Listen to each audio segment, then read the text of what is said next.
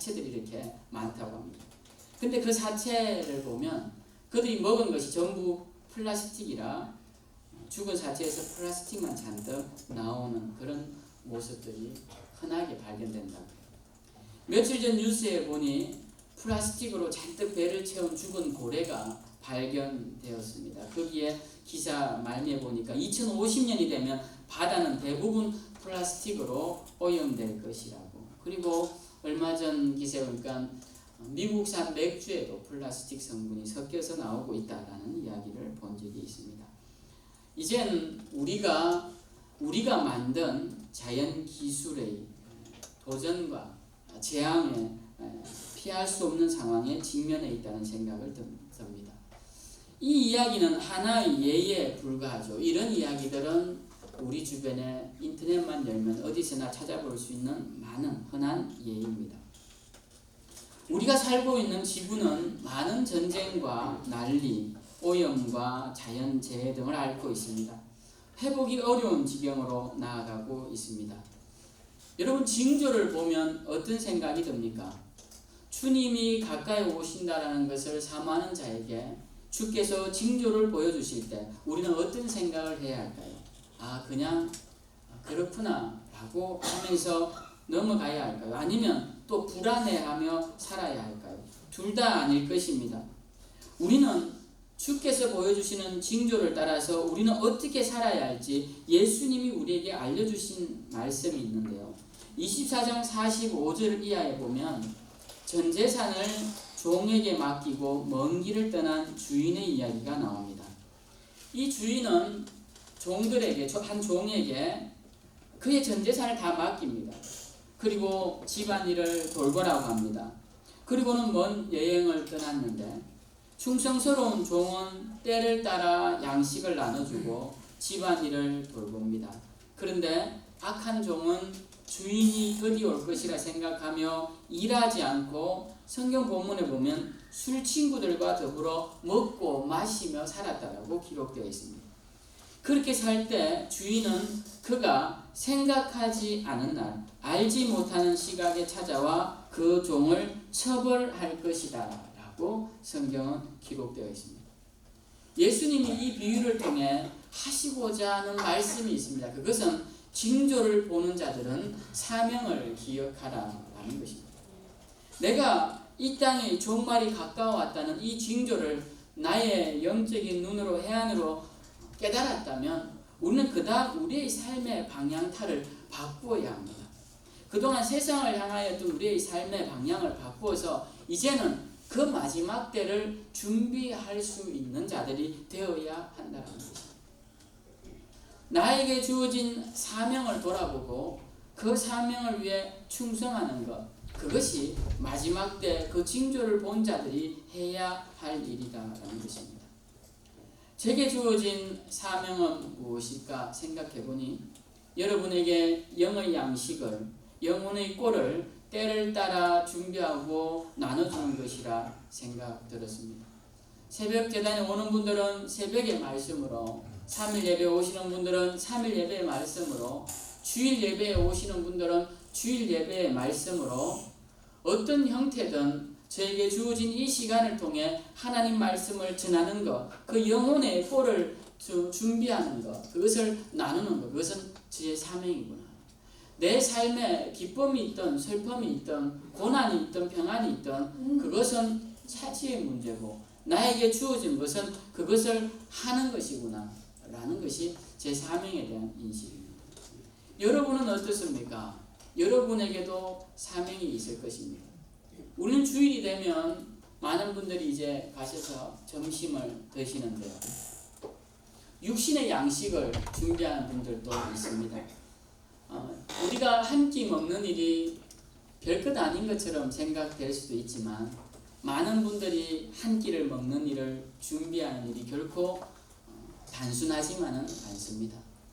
우리 이 일을 가장 많이 하신 분이 우본사님인데요. 우본사님은 제가 새벽부터 이전에 나와 있으면 제일 일찍 주일날 교회 주변을 서성이시며 음식을 준비하시고 반찬만 하시는 것이 아니라 이것저것 준비하는 것이 많이 있습니다. 오늘은 보았더니 된장 큰 항아리를 열어서 된장을 정리하고 계시더군요. 우리는 먹는 반찬이 우리 트레이에 반찬 몇 가지에 바꾸기 다인 것 같지만 그걸 준비하는 손길들은 분주하고 또 많은 노력이 들어가게 되는 것이죠. 제가 예를 그냥 들기 쉬워서 그것을 들지만 주일 아동들을 향한 예배를 준비하는 우리 주일학교 선생님들의 수고로, 그리고 여러분들을 태워오기 위해서 넓은전에서 태워오시는 또 성도님들, 또 보이진 않지만 청소하고 또 정리하시는 분들, 여러 가지 우리가 보이지 않는 자리에서 사명을 따라 움직이는 사람들이 있다는 겁니다. 그 사명은 대단히 중요합니다. 여러분이 보기에는 설교자의 사명이 제일 중요한 것 같지만 우리 모두에게 주어진 사명은 모두가 중요하다는 것입니다. 제가 나태하면 표시가 나듯이 여러분들도 나태하면 표시가 나는 것입니다. 우리의 삶은 먼 미래에 대한 이야기를 하면서 그 미래를 현재로 끌고 올 수 있어야 합니다. 지금 설교의 주제는 마지막 때이지만 마지막 때를 잘 맞이하기 위해서는 지금 오늘 이 순간 우리에게 주어진 사명을 어떻게 감당하느냐가 참으로 중요합니다. 예수님은 우리에게 마지막 때를 준비하라는 말씀을 하시면서 마지막에 또 하나의 비유를 하시는데 우리가 잘 아는 달란트의 비유입니다. 달란트를 1달란트, 2달란트, 5달란트를 줍니다. 달란트가 쌀 한 포 20kg짜리 무게 정도라고 생각해보면 이 1달란트라는 것은 동전 몇 개가 아닙니다. 우리에게 큰 재산을 주신 것이죠. 1달란트를 받은 사람 그리고 5달란트를 받은 사람의 차이는 크겠지만 그것이 적지는 않습니다. 받은 자들이 각자 자기에게 주어진 것을 가지고 열심히 일을 합니다. 마지막 때 주인이 왔을 때 어떤 사람은 그 받은 것보다 더 많은 것을 남겨서 주인에게 드립니다. 근데 어떤 사람은 받은 것을 그대로 가지고 있다가 아무것도 남기지 못하고 주인에게 드립니다. 그때 주인이 말씀하죠. 책망합니다. 너는 왜 내가 준 것을 아무 것에도 노력을 하지 않고 그대로 가지고 왔느냐 라고 주님이 책망을 하십니다. 우리는 이 마지막 때를 맞이하는 우리 입장에서 우리는 어떤 사람이 되어야 하느냐? 우리에게 주어진 달란트를 남기는 자들이 되어야겠다는 것입니다. 남긴다는 것에 꼭 초점이 맞춰져 있다기보다 이것을 가지고 열심히 주의 일을 해야겠다는 것입니다. 주님은 눈에 보이는 이윤을 말씀하신 것이 아닙니다. 주님은 우리에게 주어진 것으로 얼마나 주님 영광을 위해 살았는지를 우리에게 묻고 계신 것입니다. 여러분에게는 몇 달란트가 주어졌습니까? 저는 요즘 이렇게 인생을 살면서 이런 생각을 합니다. 많은 달란트를 받은 것이 반드시 좋은 것만은 아니구나 라는 생각을 하게 됩니다.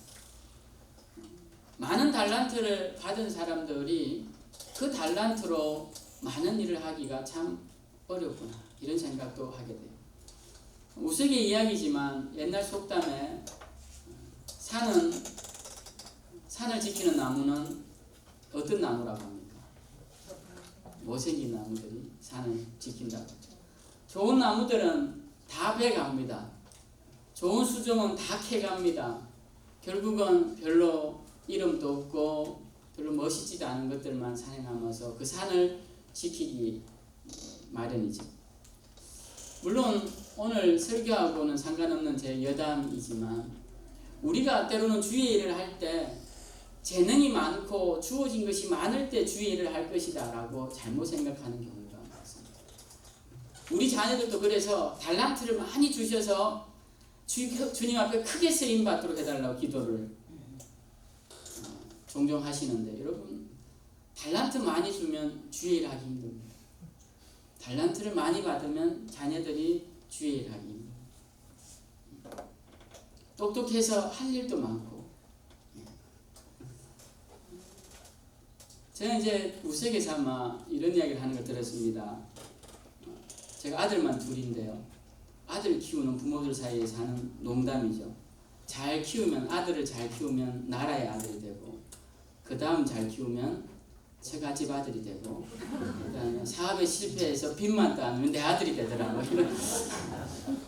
뭐 저는 그렇게 안 되기를 간절히 소망합니다. 우리가 주님 일할 때, 나에게 달란트가 많이 있으면 내가 그거 제가 여러 번 말씀드렸죠. 그거 거짓말 하지 마세요. 있을 때 충분히 할 수 있습니다. 여러분에게 주어진 달란트가 한 달란트라도 그걸 가지고 열심으로 하는 자가 주님의 기쁨이 되는 것이죠. 우리가 마지막 때를 준비하자 거창한 캐치 플레이를 안 걸어도 됩니다. 오늘 이 순간 나에게 주어진 하나님의 사명을 충성스럽게 감당하면 내일이 두렵지 않을 것입니다. 제가 최 집사님 신방을 목요일날 갔었는데요. 목요일날 신촌 세브란스에 갔었는데 아직 어떻게 치료해야 될지 모르겠다고 그랬어요. 주치의가 이제 하고 주치의가 와서 이 흉부외과하고 협진해서 다 상의해서 어떻게 해야 될지 결정하기로 했다고. 그랬는데 돌아오는 길에 돌아와서 얼마 안 되어서 수술을 그 다음날 하기로 했다라는 거예요. 제가 깜짝 놀랐습니다. 이렇게 빨리 일이 진행이 되는구나. 어쨌든 그것이 나쁘지만은 않은 일입니다. 근데 제가 목요일날 신방 간 자리에서 이렇게 말했어요. 집사님, 내일은 우리의 것이 아닙니다. 오늘만 우리의 것입니다. 그러니까 오늘 우리가 믿음을 가지고 주님 바라보며 살아가는 것. 그 다음은 주님께 맡겨야 할 일입니다. 라고 권면을 드렸습니다. 여러분 마지막 때라고 하니까 제가 막 약간 플라스틱 먹은 새들 이야기 하니까 두려운 마음 느끼시는지 모르겠지만 그것보다 더 중요한 것은 오늘 이 순간 내가 어떻게 살아가느냐가 참으로 중요합니다. 우리 생명샘교회 오신 여러분, 오늘 이 시간 이곳에 부르신 것도 하나님의 뜻이라고 생각합니다. 하나님께서 이곳에 부르셔서 미천한 종을 통해 이런 말씀을 듣게